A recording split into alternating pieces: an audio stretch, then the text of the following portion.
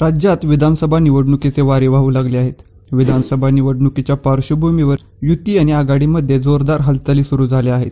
युती आणि आघाडीतील सर्व पक्षांनी आपल्या उमेदवारांच्या यादी प्रसिद्ध करण्यास सुरुवात केली आहे. त्यामुळे युती आणि महाविकास आघाडीमधून कोणत्या मतदारसंघात कोणत्या उमेदवारांमध्ये लढत होणार आहे हे जवळपास निश्चित झालं आहे. अशाच एका मतदारसंघावर आणि तिथे होणाऱ्या लढतीवर अख्ख्या महाराष्ट्राचे लक्ष आहे. तो मतदारसंघ म्हणजे बारामती विधानसभा मतदारसंघ आणि ती लढत म्हणजे पवार विरुद्ध पवार. लोकसभेला देखील बारामती लोकसभा मतदारसंघावर देशाचे लक्ष होतं, कारण पहिल्यांदाच येथे पवार विरुद्ध पवार अशी लढत रंगली होती आणि या लढतीमध्ये विजय झाला तो मोठ्या पवारांचा. सुप्रिया सुळे यांनी सुनेत्र पवार यांचा पराभव करत पुन्हा एकदा बारामतीच्या खासदार झाल्या. आता विधानसभेला देखील बारामतीमध्ये पवार विरुद्ध पवार अशी लढत होणार आहे.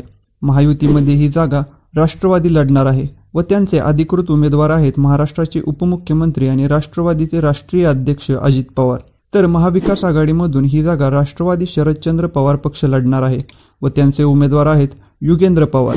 लोकसभा निवडणुकीच्या अगोदर युगेंद्र पवार हे कोण आहेत असं विचारलं असतं तर बहुतांश लोकांना याचे उत्तर देता आले नसते. मात्र लोकसभा निवडणुकीनंतर युगेंद्र पवार हे नाव अख्ख्या महाराष्ट्राला माहीत झाले. युगेंद्र पवार हे शरद पवार यांचे नातू आणि अजित पवार यांचे सख्खे बंधू श्रीनिवास पवार यांचे पुत्र आहेत.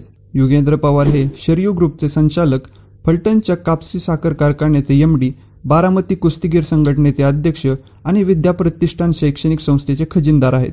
राजकारणात येण्याआधी युगेंद्र पवार यांनी शरयू फाउंडेशनच्या मार्फत विविध सामाजिक कार्य केली आहेत. बारामतीतील दुष्काळ भागात मोफत पाणी पुरवणे, शेतकऱ्यांना मोफत विहिरी खोदून देणे अशी कामे युगेंद्र पवार यांनी शरयू फाउंडेशनच्या मार्फत केली आहेत. युगेंद्र पवार यांचे सुरुवातीचे शिक्षण मुंबई आणि पुण्यामध्ये झाले.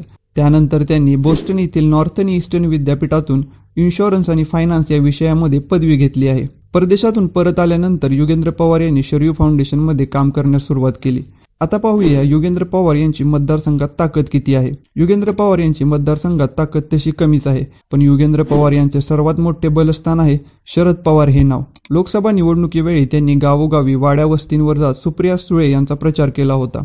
त्यामुळे युगेंद्र पवार यांची कार्यकर्त्यांची फळीमान झाली आहे. लोकसभा निवडणुकीत युगेंद्र यांनी उघड अजित पवारांना विरोध केला होता. त्यावर अजित पवारांनी, ज्यांना कुस्तीचा एकही डाव माहीत नाही ते आज कुस्तीगीर संघटनेचे अध्यक्ष आहेत.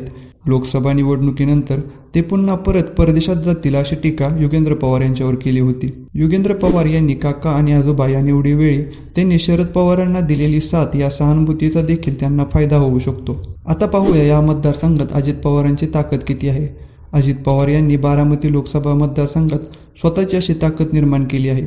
शरद पवार यांनी केंद्रातील राजकारणावर लक्ष घातल्यानंतर अजित पवारांनी ती स्पेस घेत स्वतःचे अस्तित्व निर्माण केले आहे.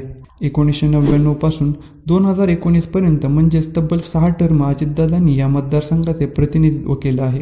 अजितदादांनी बारामती लोकसभा मतदारसंघात केलेली विकास कामे याचीच पोचपावती म्हणून 2019 विधानसभा निवडणुकीत बारामती मतदारसंघातील मतदारांनी अजितदादांना 1,95,641 तर त्यांच्या विरोधात असलेल्या भाजपच्या गोपीचंद पडळकर यांना फक्त 30,376 मतदान केलं होतं.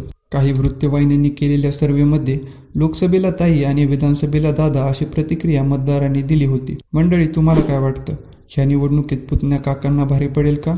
आणि यंदा कोणता दादा होईल बारामतीचा आमदार?